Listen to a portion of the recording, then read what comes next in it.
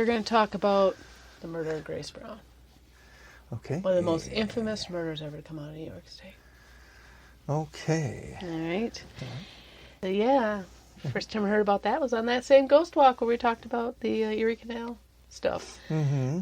That was the first time I heard about the murder of Grace Brown. But turns out I may have heard about it prior to that because it was so infamous and famous that there's been a couple movies made about it. Oh. So it's kind of an interesting story. Okay. All right.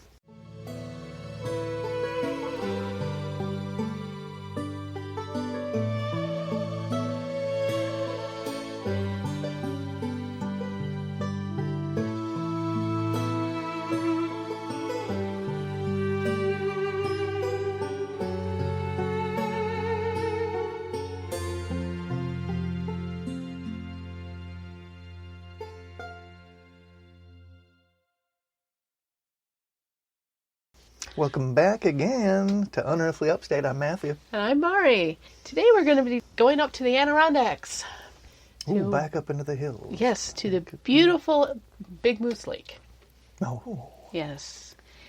Big Moose Lake is the headwaters of the Moose River and the Adirondacks. Beautiful place. Beautiful. The lake is a popular place for fishermen, hikers, boaters, snowmobilers, and bird watchers. There's not many roads that lead up there, so which means even in the height of summer, the lake's not full of vacationers, which is nice. The lake is usually calm and peaceful. So then why do so many people swear they see a ghostly woman in the water? And sometimes a figure, either floating over the water, or sometimes they see her face in the water. Today we're talking about the murder of Grace Brown. And how long ago was that? Well, this begins in 1905, actually in Cortland, New York. 114 years ago? Mm-hmm. Okay. Yeah. All right. As I'm reading this story, just remember this is a true tale. But then think about how many movies and novels follow this plot. All right. Okay, so this is a true crime story with a ghost story attached to it. Oh, yes. She haunts Big Moose Lake. Definitely does. Like I said, the tale begins in 1905, where Grace worked at the Gillette skirt factory. It was there she met the handsome nephew of the owner, Chester Gillette. He had just been offered a job at the factory by his uncle, and he was considered quite the catch. Well-to-do, handsome, and a bit of a flirt. So Grace catches his eye, but there's a problem. She's a farm girl. Now, granted, her family were successful farmers. I'm not talking she was a poor farmer. They were successful. But her economic status was not the same as Chester's. And even though they started to see each other, he kept his relationship with Grace a secret. He was seen dating other women, mostly from the other well-to-do families in the area. So she was his side hustle, I guess. I guess to put it in the current vernacular. Yeah, something like that. Yep. Well, in May 1906, Grace told Chester she was pregnant. Being unwed and pregnant at that time was a major social scandal. Yep. Yeah. She moved back to her family farm, but kept in contact with Chester. She wanted to marry. Chester had no plans on settling down. Chester made plans with Grace to take a trip to the Adirondacks in July. Now, many people believed that she thought he was finally going to propose to her on the trip. From her point of view, the man she loved was taking her away on a romantic weekend. But Chester had another reason for the trip. Nowadays, the trip from Cortland to Big Moose Lake is about a 3-hour car ride. All right. Those of you unfamiliar with the geography of New York State, Cortland is in the central kind of south part. It's basically, it's in the southern one-third of the state. Oh, okay. Okay. And Adirondacks, of course, are up in the northeastern part of the state. Big Moose Lake is actually in what would be the southwestern part of the Adirondacks. I believe. No, Right. I just had my geography wrong. Oops. No, Big Moose Lake's more towards the central, I believe. But anyways, yeah, it's still a 3-hour car ride to go up there. So it is a distance from Cortland. But back then, much longer trip, mainly by train. Okay. Yeah. Their first stop was at Utica, where they did some shopping. So the first day probably was very nice. Probably a nice romantic day out. They stopped at Utica, probably went down, saw those shops and the Utica Hotel, whatever. And then they took the train to Tupper Lake. But on the second day of July 11th, they took the train heading back to Utica, but stopped at Big Moose Lake. I believe part of this rail is still in use. You can ride it from Utica. Yeah, it's interesting. So as a passenger or freight? Passenger. It's I forgot the name of it. I always wanted to go ride on it because they do things like beer trains and wine trains, and Halloween they do a spook train type thing. But you can get off at some of of these stops up there. Right. So they took their time. Grace sent a postcard to her family from Big Moose Lake. Chester had registered a local hotel, but he used the name Carl Graham. Boy, is that a warning sign. So he puts down his name on the register as using an alias. Yes. Did he use this alias before? I can't remember. I may mention it later, but... Because I remember by going through this case, if Chester was alive nowadays, there'd be certain markers that people, certain personality markers that people would, red flags that people would notice along the way about Chester, before he got around to murdering. Right.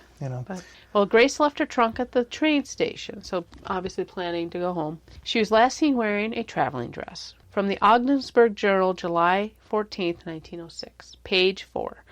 At the hotel which Gillette and Miss Brown registered, it was noticed that there was an estrangement between them, which was more apparent because of their seemingly affection for each other on the day before. Miss Brown paced back and forth on the front veranda, while her companion read the papers. There was no conversation between them. A little before noon, Graham, again that's Chester, asked for a boat, saying that they were going down to the lake to take some pictures, and that they would not return until evening. He took with him a suitcase which was strapped with what appeared to be an umbrella, but he threw it into the boat in a manner to preclude any likelihood that it was containing a camera.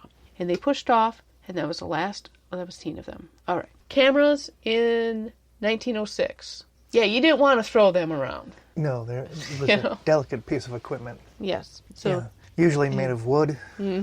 Glass plates Glass inside. Plates. Yeah, not something you just toss into a boat. And also they said he had something strapped to his suitcase. They thought it was an umbrella. We're going to find out later what that was. Her body was found the next day on July 12th, but Chester was nowhere to be found. On July 14th, the Ogdensburg Journal, it was apparent, even though some had hoped, it was no more than a tragic accident. Big Moose tragedy, it reads. Mystery surrounding the case is being cleared up. A man is identified. His name is Chester Gillette of Cortland. District Attorney Ward of Herkimer County has offered a reward of $250 for his capture. Big money back in 1906, I believe it is. In 1906. Yeah, 1906 at this time. So he has been identified, probably because he might not have used the alias through the whole trip. Yeah. And somebody worth their salt went, wait a minute, they're in Utica, calls probably the Hotel Utica. They're like, no, that was Chester Gillette. Right. Okay, so... Not the smartest of criminals. No. You would have used that alias throughout the trip, and not just for part of it. And here's more of the article. Utica, July 14th. Yesterday's developments in the Big Moose Lake drowning tragedy have resulted in an offer of $250 reward for the capture of Chester Gillette of Cortland, the reward being offered by District Attorney Ward of Herkimer County. There is strong evidence in possession of the District Attorney that Gillette was the man who signed himself as Carl Graham of Albany in the register of the Hotel Glenmore at Big Moose Lake last Wednesday, and also that he was the companion of Miss Grace Brown of South Ostelek on the fateful boat ride in Big Moose Lake on the same day. As of yet, there's no doubt to whether a crime has been committed. The reward is a presumptive evidence of suspicion on the part of the authorities. Well, you're right, he wasn't the smartest of guys, because Chester was found very quickly, basically because he forgot to bring money to run. Wow. Just wow. Yeah. From the Daily Palladium, July 14th, 1906.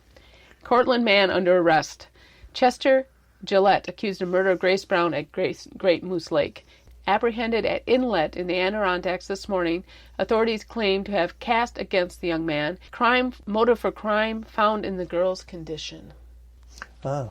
Utica, July 14th again. Chester Gillette, arrested at Inlet in the Adirondacks this morning, is held to answer to the death of Miss Grace Brown, whose bruised body was fished out of Big Moose Lake Thursday afternoon. Gillette was in a pitiful condition when he was apprehended at Inlet and readily admitted his identity. Newspapers love this story. Oh my goodness. Like I said, one of my favorite sites is New York Historical Papers Online. Put in Grace Brown. Hundreds of hits. Wow, this really? was the sensational murder story of 1906. Precious little entertainment. This was the O.J. Simpson of the time, okay? Just thinking about it, in modern times, what this would have been like. Oh my goodness, you would have had, Facebook posts, you would have had Instagram, BuzzFeed would have Twitter. Twitter. Oh my God, everybody would have been on this Instagram. thing. Everybody would have been on this murder. Well, it fits all the sensationalism. Rich, handsome man, a bit of a flirt, kind of a checkered past. His uncle gave him that job because he came from Colorado kind of on the run. And you get this young, innocent farm girl who really, should have known better. Oh, yeah. There's a class dichotomy there, the dynamic kind of going on. Yeah. And Chester coming in from Colorado with on the run, you say? It was alluded he might have been in some... So he's got a history. So he's got a record already.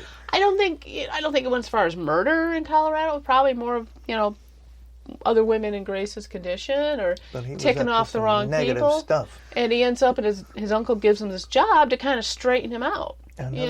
Another case where people with money who have relatives who aren't exactly all there. Yeah. Maybe they've got someone in their family who's got a few knots in their rope. They need to be straightened out. Yep. And so they get sent, over to their uncle's business. Yeah. With the intent of getting them working them hard and getting them straightened out. Yeah. And start a life of some kind. Yeah. And what's he do? He gets involved with Grace while dating other women. It goes back to the same old, probably agreed to this. Yeah. Who knows what went on behind closed doors? Exactly. But we don't know from the accounts. Right. Like I said, and nobody talked about it. From what I've read, they kind of alluded to something happening out in Colorado. Nobody really explained what it is, but I got the impression it definitely was not what happened to Grace. Okay. Yeah. It was enough to be a big social faux pas, but Chester claimed his innocence. His story was the boat capsized and Grace drowned. He was distraught and was too scared to get any help. But there were witnesses that saw him not far from the lake the morning her body was found. His clothes were dry, and he wasn't messed up at all.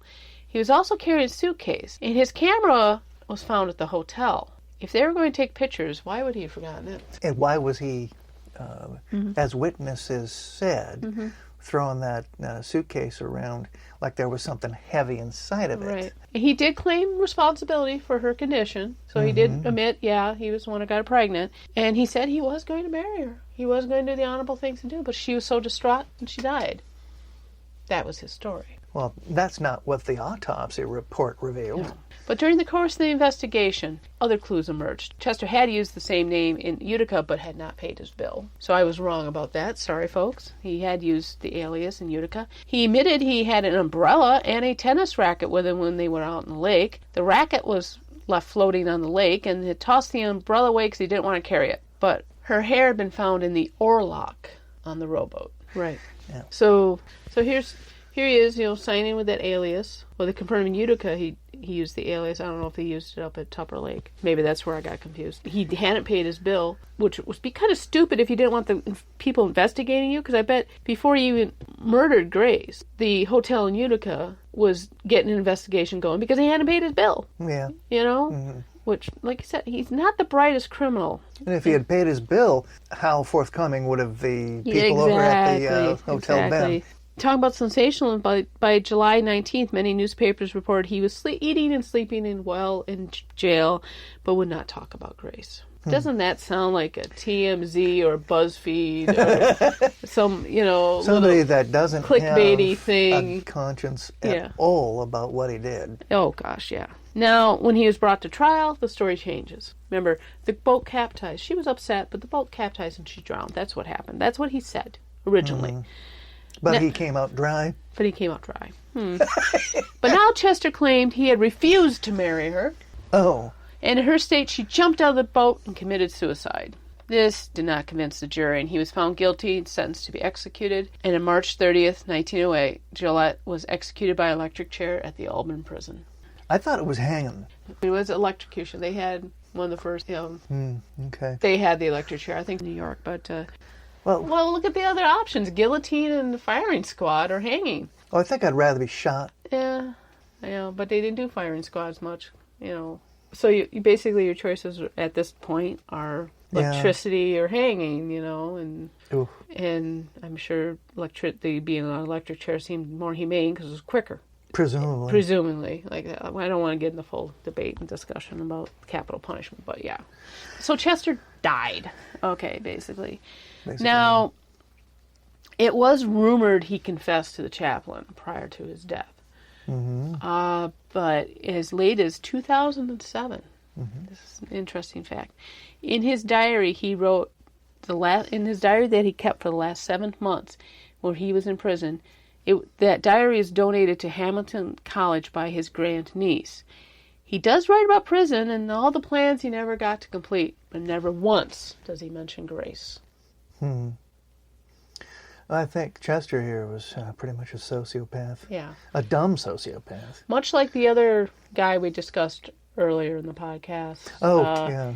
Yeah. How he... Hatch. Hatch. Oh, I just had fun when I was a kid, and the cops just always were picking on me.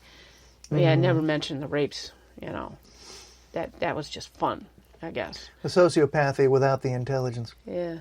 Chester here, never once mentions her. Oh, it could have been remorse. Could he never bring her to her name? No, he probably really didn't care. Yeah. I mean, think about it. This was definitely premeditated. And he certainly exhibited sociopathic behavior before he wound up an employee of his uncle's. Now, there are movies made about this. There's been 2 movies made about this event. But what gets me is just how sensational it was. Yeah.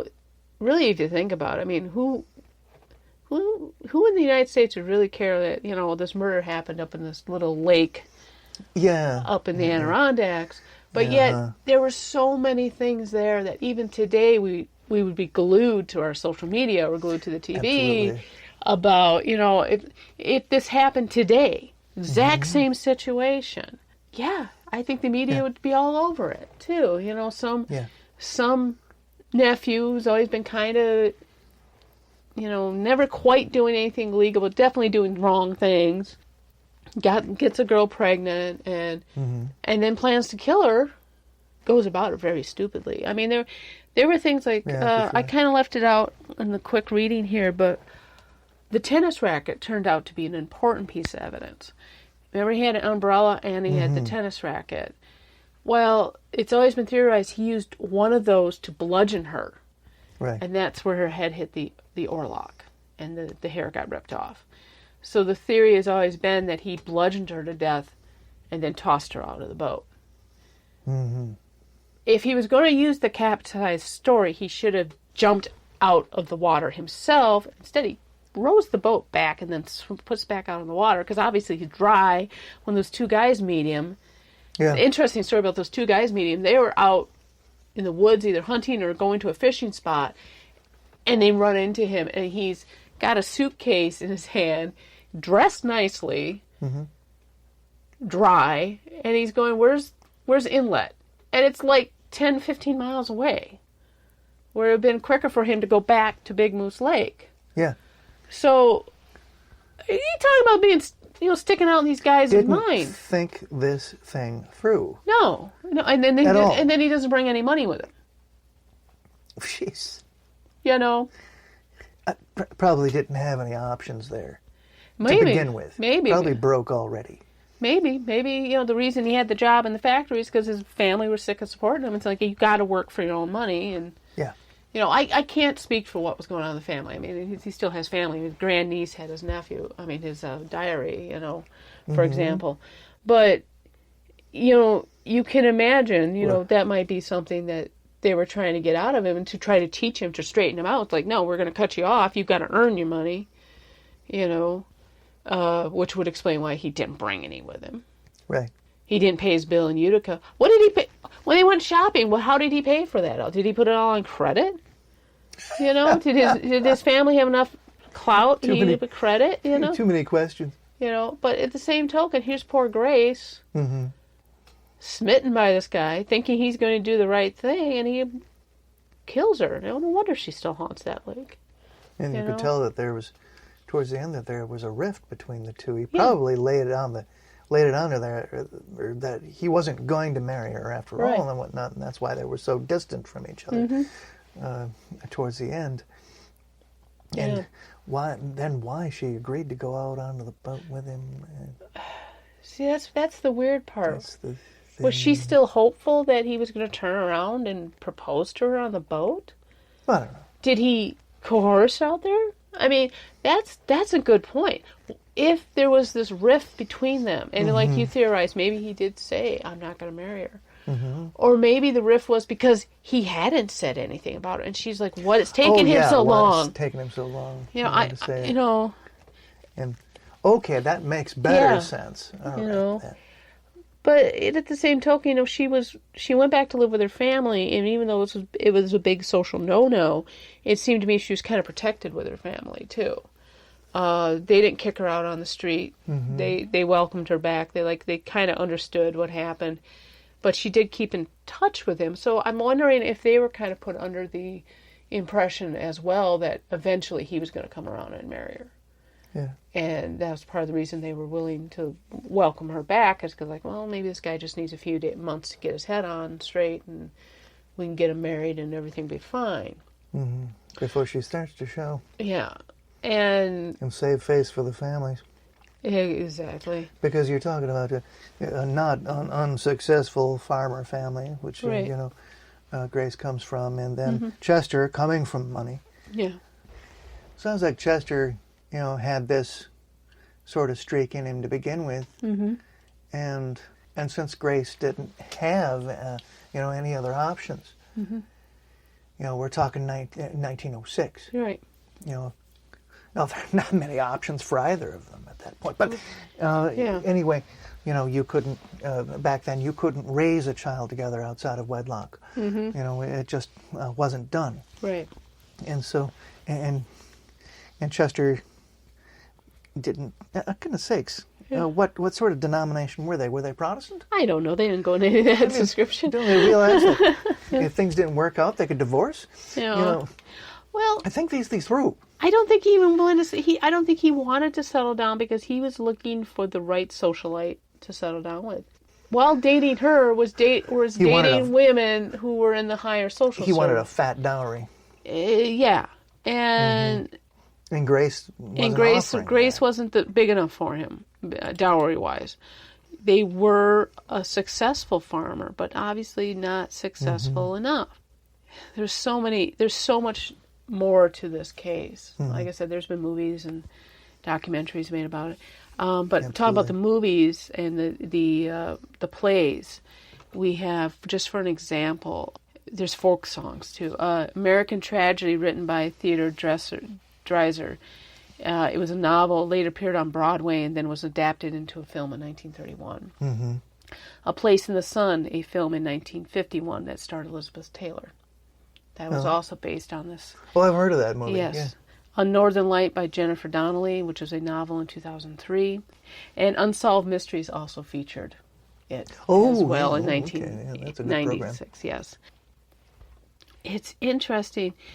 The stuff that you can go up to Big Moose Lake and see many of these. Like I said, part of that train, that rail, is still there. You can get on in Utica and ride up some of this.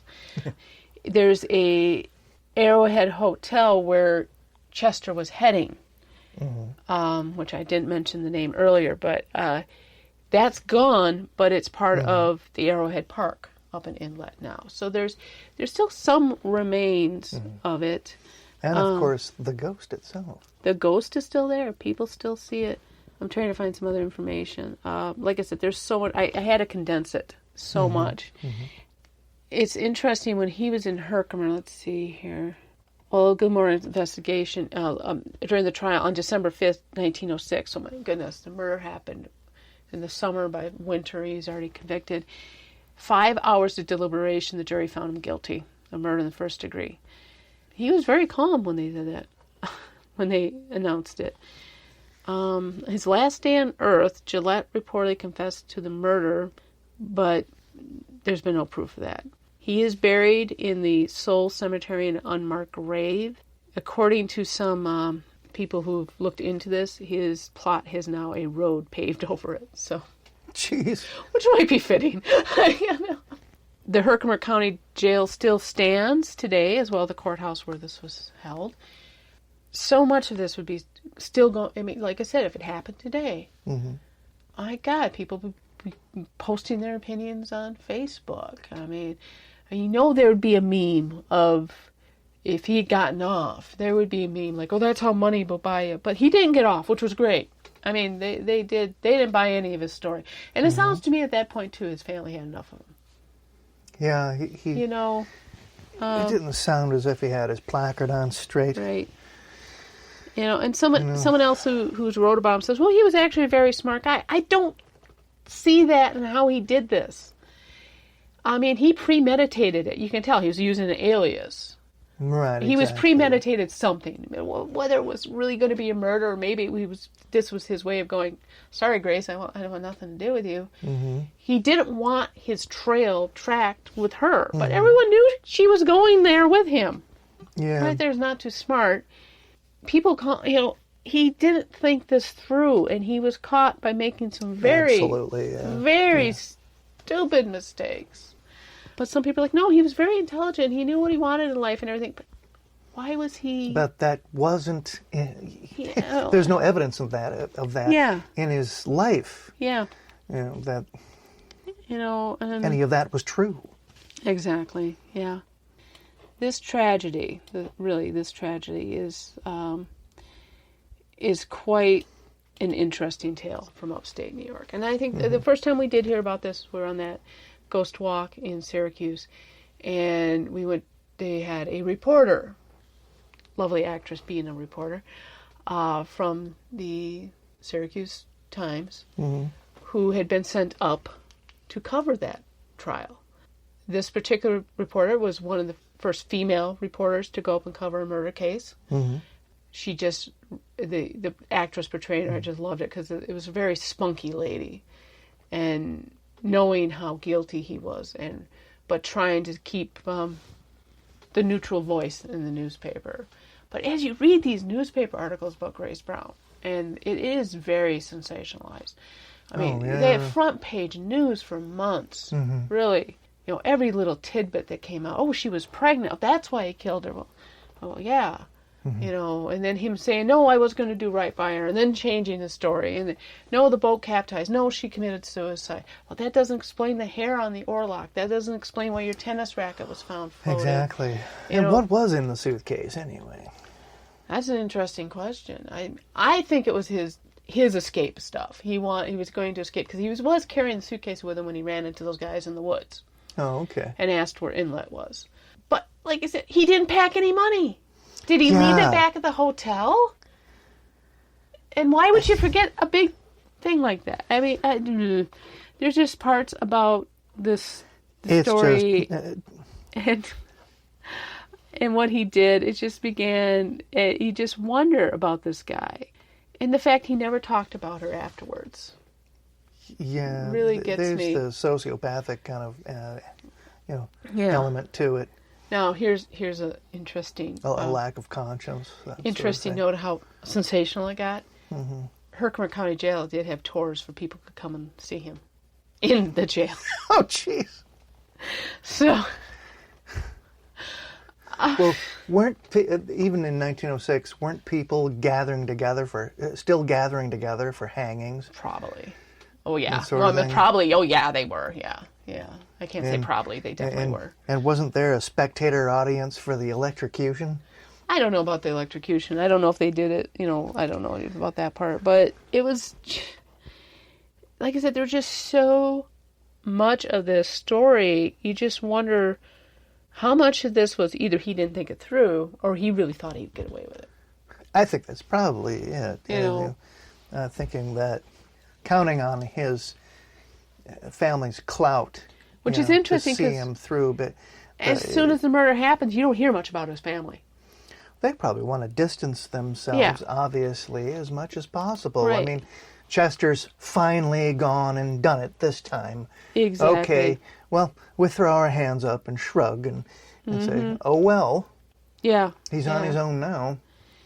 Yeah, and there is, if anybody else wants to look it up, there is this is in the newyorkcourts.gov/history/Gillette, and it is the murder trial. It goes over the arguments and some of the history of it, and it's a very interesting read.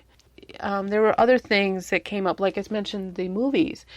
Minerva Brown, Grace Brown's mother, brought a defamation case against Paramount based upon the description of the Brown family in the movie American Tragedy in 1931. So it wasn't just they had to go live through this tragedy of their daughter being killed. Now, if it was so sensational, this movie gets made, they got to deal with... You get your family name drugged through the mud exactly. With the people in the media. Yeah, so it's interesting how it's still having ramifications. Even like 2007 was when his diary, Chester's diary, got given to Hamilton College. So this case is still making ripples 100 years later. Yeah. There's probably gonna, somebody in Hollywood, looking around like, hey, why don't we remake this movie a tragedy? Yeah, exactly. I'm wondering. And then here comes the story again. I mean, Unsolved Mysteries covered it, and now it makes me want to go look up that Robert Stack. This sounds like the basis for an old country murder song. Well, they said folk songs were in, but I didn't find any, but damn well we can't. Somebody who's more musically inclined will probably find one. There is probably a couple murder ballads written about. It's a regular Tom Dooley kind of Exactly, thing. Yeah. Which, again, is probably what built into the sensationalism. If there's a place to be haunted, Big Moose Lake definitely. It's probably haunted by Grace. Because really, she is the victim on so many levels here. You could say, she was really naive and stupid to think he was going to actually marry her. But the same token... Think about it, the context at the time. At that time, you were kind of forced into marrying. Yeah. If you made a mistake like that, So I don't think she was naive into thinking that. I do kind of wonder why she stayed with him when he was definitely seeing other women.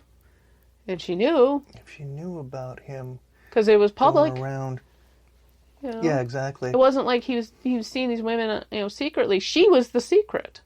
That's the part that kind of gets me is, she was probably charmed by him. But at the same token, girl, man... If you're the secret one, that's not good.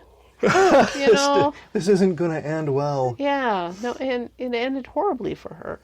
But I don't think she was naive. I don't think she was being stupid. And she definitely didn't deserve to get her head bashed against the oarlock, and then thrown in the lake. Didn't deserve any of it. No. I mean, it was going to be hard enough being the out-of-wed, mother. Maybe he thought he was doing her a favor. God, in his own psychotic way, probably. Yeah.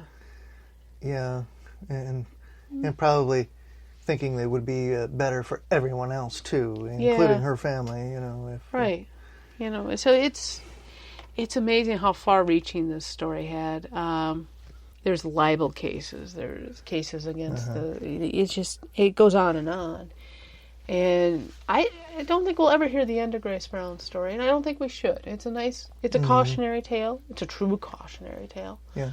And there's some that social thing as well. He definitely was in a different social group than she was. Yeah. But yet it didn't save his butt. And it's kind of refreshing to hear that. At a time when that sort of thing really easily could have done. Even nowadays, you would expect. Somebody in this, in his situation, you would expect mommy and daddy to pay for the lawyers to get him off. Yeah. But that didn't happen back then. And I don't think if you put it nowadays, he had the same reactions from the family, it probably wouldn't have happened now. Yeah, as I said before, it sounds as if when they sent him from Colorado to over there to the skirt factory, it sounded as if they were on their last straw with Chester. Yeah. And, modern times now, they probably would have had him arrested for murder quicker, but still, he wasn't too smart about getting away. Seen by those fishermen in odd circumstances, gets to Inlet, has no money, cops show up, and he's like, oh, yeah, that's me. Yeah. I'm not sure how much of that was ego or stupidity, really. I'm not sure. I'm not sure. Is it? You know, he'd have to have some kind of conscience in order to be in shock over what he did. And that's the other thing. He never mentions her again. Yeah, and it never really showed any sort of remorse over what he did.